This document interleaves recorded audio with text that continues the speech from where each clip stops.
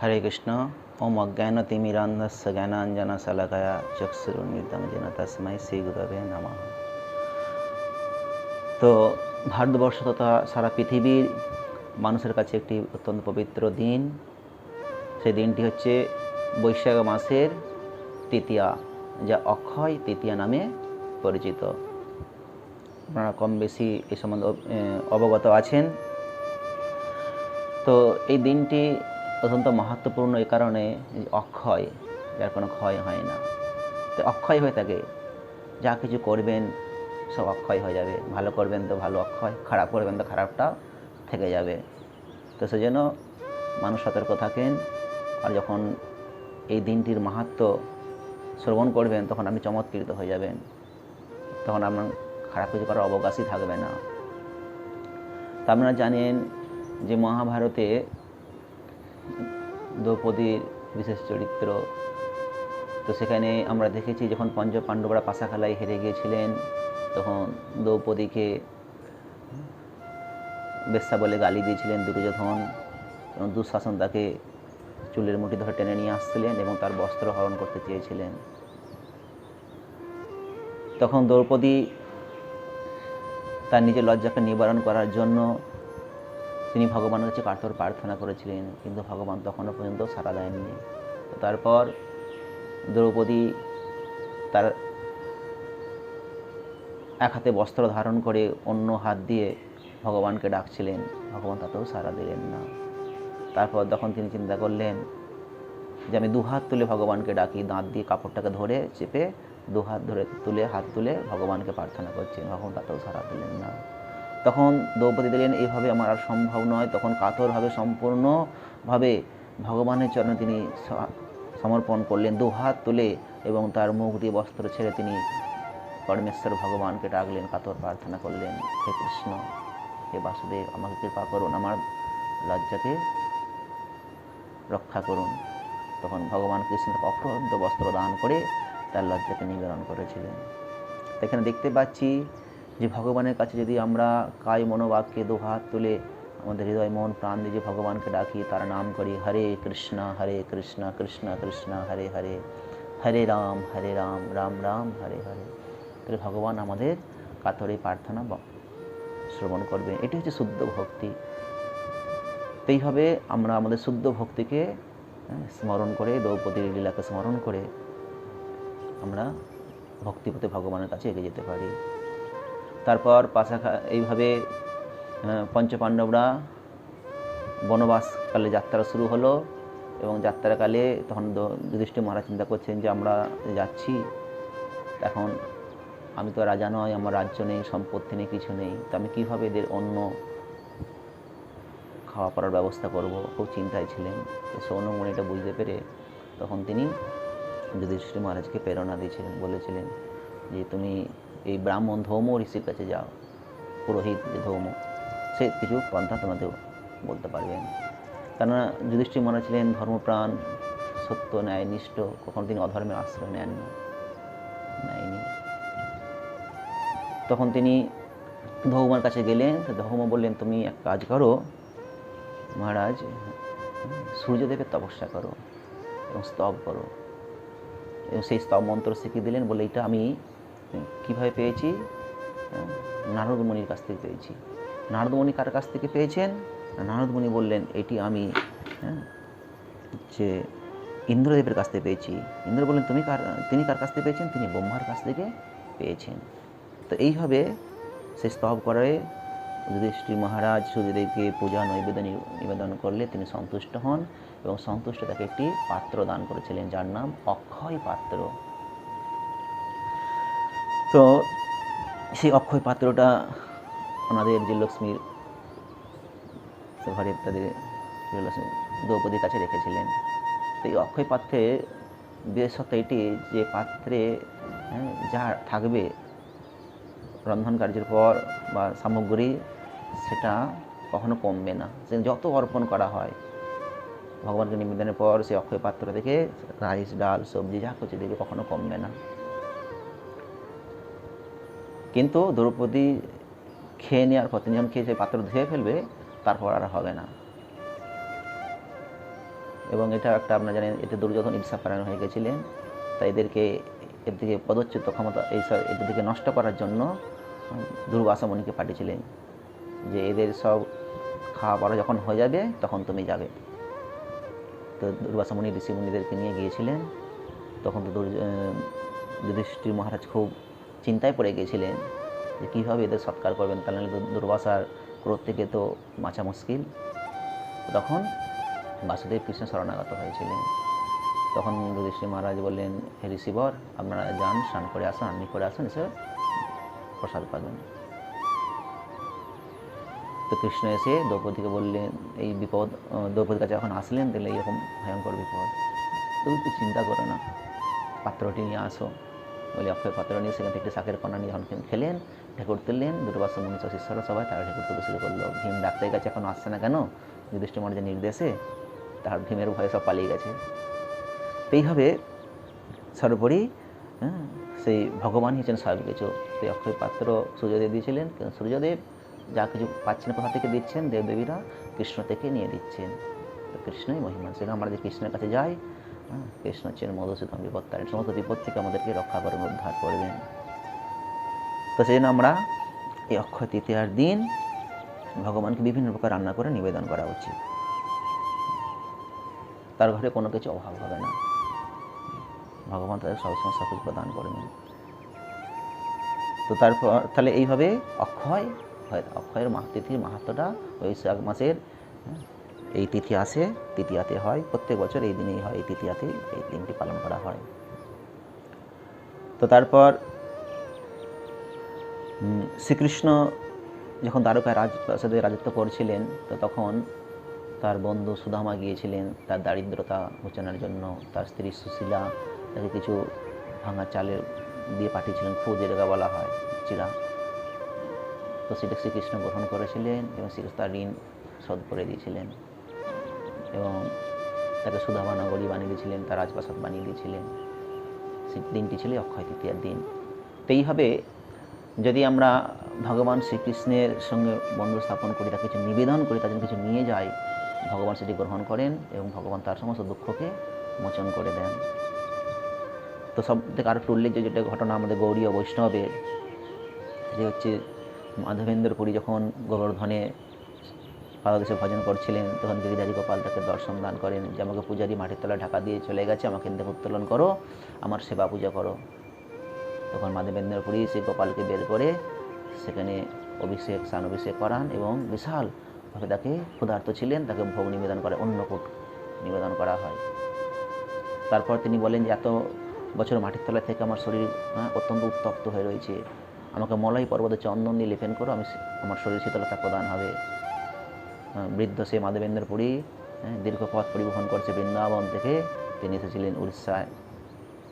যখন রেমুনাতে ছিলেন তখন ওখানে গোপীনাথ কাছে রাত্রি যাপন করেছিলেন। মাধবেন্দ্র পুরীর ইচ্ছা হয়েছিল যে গোপালকে ক্ষীর নিবেদন করার, কারণ এই গোপীনাথের অমৃতকেলি ক্ষীর খুব বিখ্যাত ছিল। তো ভগবান তার জন্যে ক্ষীর চুরি করেছিলেন। তারপর ওখান থেকে তিনি চন্দন কাঠ সংগ্রহ করে ফিরছিলেন, ফের রাত্রি ওখানে যাপন করেছিলেন এবং গোপীনাথ তাকে স্বপ্নে দর্শন দেয় যে মাধবেন্দ্র, তুমি আর বৃন্দাবনে যেও না, এখানে আমার গোপীনাথ আছে, আমার অভিন্ন, আমার গায়ে এই চন্দন বেটে লেপন করো, পূজারীদেরকে জানাও, তাহলে আমি শীতলতা হবে। সেই দিনটি ছিল এই অক্ষয় তৃতীয়ার দিন। তো সেই জন্য আমরা যদি ভগবানকে, কৃষ্ণ, জগন্নাথ, বলদেবকে যদি চন্দন নিবেদন করি, নৃসিংহদেবকে দেওয়া যায়, বিষ্ণু তত্ত্ব যাদের তাদেরকে নিবেদন করা হয়, চৈতন্য মহাপ্রভু গৌরাঙ্গপুর কপালে অর্পণ করতে পারবেন, স্মরণ নিতে পারবেন। তো এইভাবে আমাদের সংসার যাত্রা, সংসার জীবনে আমাদের হৃদয়ে, আমাদের মনে শীতলতা প্রাপ্ত হবে। ভগবান তার সেবা গ্রহণ করেন, করে তাকে তার হৃদয়কে শীতল করে দেন, তার মনকে, চঞ্চল মনকে শীতল করে দেবেন। তো আপনারা সবাই বাড়িতে এই চন্দন সেবা করতে পারবেন। তারপর আপনারা জানেন যে সারা পৃথিবীর বিখ্যাত গ্রন্থ মহাকাব্য বলা হয়, মহাকাব্য, সেটি হচ্ছেন মহাভারত। সেই মহাভারত রচিত হয়েছিল অক্ষয় তৃতীয়ার দিন এবং এটি রচনার একটা সুন্দর ঘটনা আছে।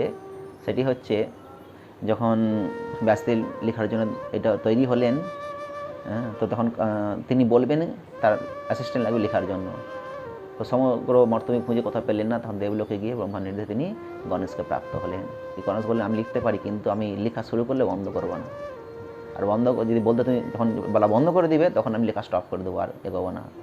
তখন ব্যাসদেব বললেন, ঠিক আছে চলো, কিন্তু আমি যেগুলো বলবো তোমাকে বুঝে বুঝে লিখতে হবে, যদি বুঝে বুঝে না লিখো তাহলে হবে না। তো বলে ঠিক আছে। বলে যখন বলে যাচ্ছেন, ব্যাসদেব চিন্তা করছেন, কারণ এই 18,000 শ্লোক মহাভারত এত বিশাল গ্রন্থ, তো সেই মহাভারত মাঝে মাঝে তিনি একটা করে কঠিন কঠিন শ্লোক দিয়ে দিতেন, যেটা বলে ব্যাসপুর বলা হয়। গণেশ সেটা বুঝে বুঝে লিখত। তো এই হয়ে সেই মহাভারতের একটি 6ষ্ঠ পর্ব, যে ভীষ্ম পর্ব, তার 25 থেকে 42 অধ্যায় হচ্ছে শ্রীমদ্ ভগবদ্গীতা, যে 18টি অধ্যায়, যে আমাদের কাছে অত্যন্ত মহিমান্বিত, অত্যন্ত গুরুত্বপূর্ণ এই ভগবদ্গীতা। সেটাই অক্ষয় তৃতীয়ার দিন রচিত হয়েছিল। তো জন্য আপনারা অক্ষয় তৃতীয় দিন গীতা পাঠ করবেন, অন্তত সবাই একটা করে শ্লোক মুখস্থ করার চেষ্টা করবেন, তাহলে ব্যাসদেব খুশি হয়ে যাবেন, আপনাদের ওপর ভগবান শ্রীকৃষ্ণ সন্তুষ্ট হয়ে যাবেন। তারপর এই দিন গুরুত্বপূর্ণ, যে গঙ্গা, আপনারা তো গঙ্গার পাশে আছেন, যে ত্রিপথস গামিনী, স্বর্গ মর্ত পাতালকে যিনি পবিত্র পূর্ণ করেছেন, সেই পুণ্যপ্রদায়িনী হচ্ছেন গঙ্গা দেবী, এই দিন আবির্ভূত হয়েছিলেন। তো আপনারা গঙ্গা স্নান করতে পারেন, গঙ্গাকে ভগবানের প্রসাদ নিবেদন করতে পারেন, গঙ্গা আরতি করতে পারবেন, এই গঙ্গা দেবীর আশীর্বাদ লাভ করতে পারবেন। গঙ্গা ভগবানের পূজা সেবা কাজে লাগে, তিনি শুদ্ধ ভক্ত প্রদায়িনী, রোগ ও শোক তাপ বিনাশকারী এই গঙ্গা দেবী। তারপর বদ্রীনাথ, আপনারা জানেন বদ্রীনাথ ধাম আছে, সেই ধামে বদ্রীনাথ দেব অক্ষয় তৃতীয়া দিন দর্শন দান করেন। বছরে 6 মাস তিনি বন্ধ থাকেন ঠান্ডার জন্য, এবং সেখানে দ্বীপ জেলে রাখা আসা হয়, জেলে দরজা বন্ধ করে দেওয়া হয়। এই 6 মাস পর অক্ষয় তৃতীয়া তখন দরজা খোলা হয়, বদ্রীনাথ দেবের দর্শন হয়, পবিত্র ভূমি দেবভূমি, এবং বদ্রীনাথ দেবের দর্শন পাওয়া যায়। মনুষ্য জাতির লোককে দর্শন এই দিন কৃতার্থ করেন, সেটা ছিল এই দিন। আর জগন্নাথ পুরীতে রথ তৈরির কাজ, রথের পূজা করে রথের প্রথম কুরুল পড়বে, কাঠের ওপর, সে রথে নয়, কাঠের কাজ শুরু হয়ে যাবে অক্ষয় তৃতীয়ার দিন থেকে, শুভ কাজ। জগন্নাথ দেবে রথে উঠবেন। তো এই জন্য অনেকে বাড়িতে গৃহ মন্দির প্রতিষ্ঠা করেন, যখন ভগবানকে ঘরে আলেখ্য স্থাপন প্রতিষ্ঠিত করে স্থাপন করেন, অভিষেক করেন, গৃহপ্রবেশ করেন, গৃহ ভিত পূজা করেন, অনেক রকম ভালো ভালো যত কাজ যার ইচ্ছা আছে বাসনা এই দিন সব করে নেবেন, অক্ষয় হয়ে যাবে।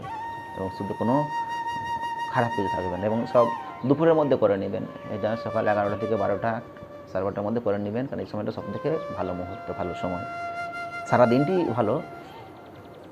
তো তারপর এই দিন থেকে সত্যযুগ শুরু হয়েছিল, কুবের ধনৈশ্বর্য ধনলক্ষ্মী লাভ করেছিলেন স্বর্গের কুবের দেব। তারপর আরও একটা অন্যতম হচ্ছে রামচন্দ্র বনবাসের পর, দীর্ঘ বনবাসের পর তিনি রাজ্য ফিরে পেয়েছিলেন, এবং রাজ্যে এসে তিনি রাজা হন, রাজকার্য শুরু করেন। এইভাবে আপনি আপনার কেউ ব্যবসা খাল খাতা আর শুরু করেন না, এই দিন দোকান পুজো আর পরিসর করে নতুন করে তার সব কিছু করেন। তারপর ভগবানের যে 6ষ্ঠ অবতার পরশুরামের জন্মদিন, এই সম্বন্ধে শ্রীমদ্ ভাগবত পুরাণে পড়ছিলাম, তো খুব সুন্দর শ্রীমদ্ ভাগবতের 15 অধ্যায়, 9ম স্কন্ধের 15 অধ্যায় এর বর্ণনা আছে, যে ওই বংশে বর্ণনা দিতে গিয়ে সে গাধীর যে ফ্যামিলি, সেখানে তিনি বর্ণনা দিচ্ছেন যে উর্বশীর গর্ভে আয়ু, শ্রুতায়ু, সত্যায়ু, রয়, জয় এবং বিজয়, এই 6টি পুত্রের জন্ম হয়। এই শ্রুতায়ুর পুত্র হচ্ছে বসুমান, সত্যায়ুর পুত্র হচ্ছেন শ্রুতঞ্জয়, রয়ের পুত্র হচ্ছে এক, জয়ের পুত্র হচ্ছে অমিত, এবং বিজয়ের পুত্র হচ্ছে ভীম। ভীমের পুত্র হচ্ছে কাঞ্চন, কাঞ্চনের পুত্রের নাম হচ্ছে হত্রক, হত্রকের পুত্র হচ্ছে জন্নু। এই জন্যই এক গণ্ডূষে গঙ্গাকে পান করেছিলেন, জন্মুমুনি বলা হয় সেই জন্য। তো তারপর জন্মুর থেকে পুত্র পৌত্রাদিক্রমে পুরু, বলাক, অজক এবং কুশ। কুশের পুত্র হচ্ছে কুশাম্বু, তনয়, বসু এবং কুশনাব। কুশাম্বু থেকে গাধীর জন্ম হয়। এই গাধীর একটি কন্যা ছিল খুব সুন্দরী, তার নাম হচ্ছে সত্যবতী। এই সত্যবতীকে পছন্দ করেন ঋচিক মুনি, তো বিবাহ করতে করার জন্য তাকে গাধীকে বলেন, কিন্তু গাধী তার এই সুন্দরী কন্যা সত্যবতীকে ঋচক মুনিকে দিতে চাইলেন না। দিতে চেয়ে তিনি কি বললেন, দেখুন আমরা তো এরকম সুন্দর উচ্চ বংশের, ক্ষত্রিয় বংশে আমরা যাত্রার হাতে কন্যা দেয় করি না। কন্যা যদি দিতে চায় তাহলে আমার, কারণ যেহেতু আমরা সম্ভ্রান্ত ক্ষত্রিয় বংশ, তাহলে আমাকে 1,000 মানে 1000 অস্ত্র প্রদান করতে। সেই অস্ত্রগুলো কেমন হবে? দক্ষিণ ও বাম কর্ণের মধ্যে একটি শ্যামবর্ণ কর্ণ বিশিষ্ট, 1000 অস্ত্র, দক্ষিণ আর বাম কর্ণ, বোঝা গেল? তার মধ্যে একটা শ্যাম কর্ণ বিশিষ্ট এরকম চন্দ্রের মতো উজ্জ্বল 1000 অস্ত্র আমাকে দান করতে হবে। তো ঋষিমুনি তো বুঝতে পেরে গেছে যে কন্যা নেওয়া দেওয়ার জন্য একটা ফন্দি বেঁধেছে। তখন তিনি বরুণদেবের কাছে যান, গিয়ে সব বলেন। তখন বরুণদেব এইরকম 1000টি অস্ত্র প্রদান করেন। সেই অস্ত্র নিয়ে এসে গাধিরাতে অর্পণ করেন এবং তার সুন্দরী কন্যা সত্যবতীকে বিবাহ করেন। তো বিবাহের পর ঋষিমুনি সংসার জীবনযাত্রা করছেন। তো ঋষিমুনির যে শাশুড়ি ছিলেন তার পুত্র ছিল না এবং সত্যবতীরই কোনো পুত্র ছিল না। তো তখন ঋষিমুনি তাদের পুত্র লাভের জন্য একটি চরু প্রস্তুত করেছিলেন। চরু বা নৈবেদ্য যেটাকে বলা হয়, সেই প্রস্তুত করে একটা ছিল ব্রাহ্মণ গণসম্পন্ন পাত্র ছিল, একটা ছিল ক্ষত্রিয় গণসম্পন্ন। তো যেটা ব্রাহ্মণ গণসম্পন্ন চরু ছিল সেটা তার স্ত্রীকে সত্যবতী খাওয়ার জন্য বলেছিলেন, আর যেটা ক্ষত্রিয় গণসম্পন্ন ক্ষত্রিয়চিত সেটা তার শাশুড়িকে বলেছিলেন। বলে তিনি স্নান করতে চলে গেছেন। এদিকে তার শাশুড়ি চিন্তা করছে প্রত্যেক স্বামী তার স্ত্রীকে বেশি ভালোবাসে, তার স্ত্রী যত ভালো কিছু করেছে, তো তাই তিনি কী করেছে, তার স্ত্রী জন্য যেটা বানিয়েছিল সেটা চেয়েছে, ওটা আমি খাবো বলে দিয়েও দিয়েছে। উনি ওটা খেয়ে নিয়েছেন, এসে দিয়েছে যে একটা মহাবিপদ, এরকম ভুল কাজ করে ফেলেছে, অন্যায়। তখন কি করা যাবে? তো তখন তো সে ঋষিমুনি বললেন তোমার পুত্র তো ব্রাহ্মণ কর্ণ সম্পন্ন হবে না, ক্ষত্রিয় কর্ণ সম্পন্ন হবে। তখন তার স্ত্রীর কাছে হাত জোর করে বিনতি করে বলেন এর উপায় কী? তখন বলে এর উপায় আছে, তোমার যদি না চাও তাহলে তোমার যে পুত্রের পৌত্র তিনি ক্ষত্রিয় কর্ণ সম্পন্ন হবে তার যখন জন্ম হবে। তো এই বলে তাই হলো। তখন সত্যবতী পরবর্তীকালে তিনি জগৎ পবিত্রকারী কৌশিকী নদী হয়েছিলেন, আর সত্যবতী তার পুত্র হয়েছিল যমদগ্নি। আর এই যমদগ্নির সঙ্গে রেণুর পুত্র রেণুকার সাথে বিবাহ হয়েছিল এবং বিবাহের ফলে তাদের একটি পুত্র হয়েছিল, তিনি ছিলেন এই রাম বা পরশুরাম। তার জন্ম সেইটা হয়েছিল অক্ষয় তৃতীয়ার দিন। যে পরশুরাম পৃথিবী বিখ্যাত, তিনি ব্রাহ্মণ পরিবারে জন্মগ্রহণ করলেও তিনি ক্ষত্রিয়ের মতো আচরণ করেছিলেন, 21 বার পৃথিবীকে নিষ্ক্ষত্রিয় করেছিলেন। তো একবার তাদের আশ্রমে, এই যমদগ্নি আশ্রমে কার্তবীর্য অর্জুন তিনি আক্রমণ করেছিলেন। তিনি অনেক সহস্র বীর্য অর্জুন, সহস্র হাত সম্পন্ন ছিলেন, খুব শক্তিশালী ছিলেন। তো তখন এই যমদগ্নি আশ্রমে একটি কামধেনু ছিল সর্বগুণ সম্পন্ন, সেটা হরণ করে নিয়ে চলে যায়। তখন পরশুরাম যখন জানতে পারে খুব ক্রোধিত হয়ে যান এবং তিনি এর কাছে যান, কার্তিকেয়নের কাছে গিয়ে তাকে বধ করে কামধেনুটা নিয়ে এসে তার বাবার কাছে দেয়। তখন তার বাবা যমদগ্নি বলে আরে আমরা ব্রাহ্মণ বংশে, ব্রাহ্মণ এটা একটা গুণ, ক্ষমা গুণ, আর তুমি সেই ক্ষমা ছেলেকে তুই নষ্ট করলে। এটা করলে আমাদের সমাজে বা কী বলে একটা যে ব্রহ্মাণ্ডের আমরা গুরু, ব্রহ্মা থেকে ব্রহ্মাণ্ডের সর্বশ্রেষ্ঠ আমরা পদ প্রাপ্ত হয়েছিলাম, সেটা তুমি করে ফেললে। আর তোমার শুধু এটা একটা বড় অপরাধ, ব্রাহ্মণ বধ থেকেও গুরুতর সেই অপরাধ হয়েছে। তো তখন বললে তাহলে এর থেকে মুক্তির কী পায়? তখন যেমন ঋষি বললেন যে পুত্র তুমি কৃষ্ণ ভাবনাময় হও। শ্রীমদ্ ভাগবতের নবম স্কন্ধের 15 অধ্যায় 41 নম্বর শ্লোকের আমরা অনুবাদ দেখবেন, এখানে বলছেন হে বৎস, সার্বভৌম রাজাকে বধ করার ব্রাহ্মণ বধ থেকে গুরুতর, কিন্তু তুমি যদি কৃষ্ণ ভাবনাময় হও এবং তীর্থস্থানে সেবা করো তাহলে তুমি সেই পাপ থেকে মুক্ত হতে পারবে। তখন তাৎপর্য ছিল প্রভুপাদ বর্ণনা দিয়েছেন যে সর্বতকে যদি ভগবানের শরণাগত হয় তিনি সমস্ত পাপ থেকে মুক্ত হন। অহং তাং সর্ব পাপেভ্য মৎস্য স্বামী মা শুচহং। তো এইভাবে শরণাগত হলে যেই দিন যেই ক্ষণ থেকে যদি ভগবানের শরণাগত হন, তাহলে আমরা সবসময় শরণাগত হওয়ার চেষ্টা করতে হবে। কিন্তু আমরা অক্ষয় তৃতীয়া একটা বিশেষ দিন, এই দিন থেকে আমাদেরকে প্রতিজ্ঞা করতে যে আমরা পূর্ণরূপে ভগবানের শরণাগত হব, ভগবানের ভক্তি করব, ভগবানের চিন্তা করব, ভগবানের সেবা করব, পবিত্র কর্ম করব। তো তাহলে ভগবান আমাদের সমস্ত বিপদ থেকে রক্ষা করেন, উদ্ধার করবেন। আমরা যত বড়ই পাপী হোক না কেন ভগবান আমাদেরকে কৃপা করবেন, রক্ষা করবেন, উদ্ধার করবেন। এইভাবে জগৎ আত্মস্থাপন করার জন্য তার পিতা তাকে বলেছিলেন তুমি তীর্থসভা করতে চাই। আমরা তীর্থসভা, তীর্থস্থান দর্শন করা উচিত, পরিভ্রমণ পরিক্রমা করা উচিত, তীর্থে ভগবত কথা শ্রবণ করা উচিত, বৈষ্ণব সেবা করা উচিত। তো সেই জন্য এই অক্ষয় তৃতীয়া এত সুন্দর ভালো দিন আমাদের ভগবানের শরণাগত হয়ে গুরু বৈষ্ণবদের সেবা করতে হবে, হরিকথা শ্রবণ করতে হবে এবং বিশেষ করে ভগবদ্গীতা শ্রীমদ্ ভাগবত অধ্যয়ন করতে হবে আর ভগবানের সেবা করতে হবে। আমরা দেখি আমাদের মন্দিরে গৌরীয় ধারায় সমস্ত ইস্কন মন্দিরে মঙ্গল আরতি করে, ভক্ত ভোরবেলা ঘুম থেকে করে যা মঙ্গল আরতি করে, ভগবানের সেবা পুজো নাম জপ সাধনা, ভগবানের চন্দন লেপন করা হয়, ভক্তরা সব গঙ্গা স্নান করতে যায়, গঙ্গা পুজো করেন, গায়ত্রী মন্ত্র জপ করেন, গীতা পাঠ করেন। তো এইভাবে মাধ্যম দিয়ে এবং রথের পূজা শুরু হয়ে যায়, রথের রং করা হয়, কাজ শুরু হয়ে যায়, মেরামত করা সব কিছু। এবং পুরীতে তো নতুন করে প্রত্যেক বছর নতুন রথ বানানো হয়, কাজ শুরু হয়ে যায়। তো প্রতিটি মানুষের জীবনে অক্ষয় তৃতীয়া অত্যন্ত গুরুত্বপূর্ণ। আপনারা সবাই ভালো করে পালন করুন। আপনাদের জীবনযাত্রা শুভ হোক, পবিত্র হোক।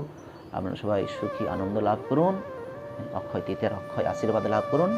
এটাই ভগবান শ্রীকৃষ্ণের কাছে শ্রীমতী রাধারানী গৌরনীতায় জগন্নাথ বল্লভ সুভদ্রা নিঃসন্দেহে প্রার্থনা জানাই। হরে কৃষ্ণ কৃষ্ণ কৃষ্ণ হরে হরে, হরে রাম রাম রাম হরে। তো 2021 সালের 15ই মে 31শে বৈশাখ শুভ অক্ষয় তৃতীয়া। তো অনেক জায়গায় আমরা দেখি এটা হচ্ছে গৌড়ীয় বৈষ্ণব সিদ্ধান্ত, সূর্য সিদ্ধান্ত অনুসারে এটা ঠিক হয়েছে। তো অন্যান্য সিদ্ধান্ত স্মার্ত মতে যেটা 14 তারিখে করছে, 14ই মে 30শে বৈশাখ। তো সেখানে বলা হচ্ছে যে অক্ষয় তৃতীয়া 14ই মে শুরু হচ্ছে, কিন্তু 15 মে শেষ হচ্ছে 7:59 8টার দিকে সকালে। তো সিদ্ধান্ত যে সূর্য যেদিন থেকে ওঠে, যেখান থেকে সূর্যোদয়, পরবর্তী সূর্যোদয়ে আগের মুহূর্ত পর্যন্ত একটা দিন ধরা হয়।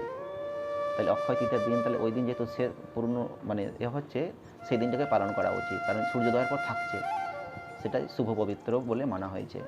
তো সেই জন্য 15ই মে সূর্যোদয় হচ্ছে সকাল 4:56 তো অক্ষয় তৃতীয়া থাকছে 8টা পর্যন্ত। তার মানে সেদিনে আরও 3 ঘন্টা থাকছে। তো ওই দিনটাকে পালন করতে হবে সূর্য সিদ্ধান্ত অনুসারে, তাহলে সেটা আমরা অত্যন্ত শুভ এবং পবিত্র হয়ে ওঠে। তো সেটা করবেন অক্ষয় তৃতীয়া পালন।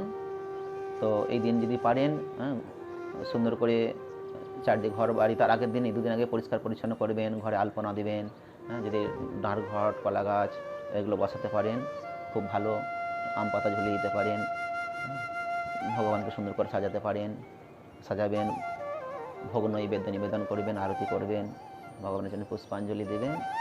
তাহলে এইভাবে আপনার দিনটা অক্ষয় হয়ে থাকবে। ভগবানের গুণগাথা কীর্তন করবেন। যদি এবছর করোনা আছে, তাই বেরোতে পারছে না, তাই ভগবানের কাছে প্রার্থনা করুন সমস্ত জীবেরা যাতে করোনা মুক্ত হয়, যাতে রক্ষা পায় এবং তারা ভগবানের চরণে শরণাগত হয়। এবং এই দিন আপনারা মনে মনে ব্রাহ্মণ বৈষ্ণবদের সেবা করতে পারেন, গাভী দান করতে পারেন, অন্ন দান করতে পারেন, প্রসাদ নৈবেদ্য দান করতে পারেন, তাহলে আপনারা ফল পেয়ে যাবেন। আর যেটা সম্ভব তারা এভাবে করবেন। হরে কৃষ্ণ কৃষ্ণ কৃষ্ণ কৃষ্ণ হরে হরে, হরে রাম রাম রাম হরে হরে।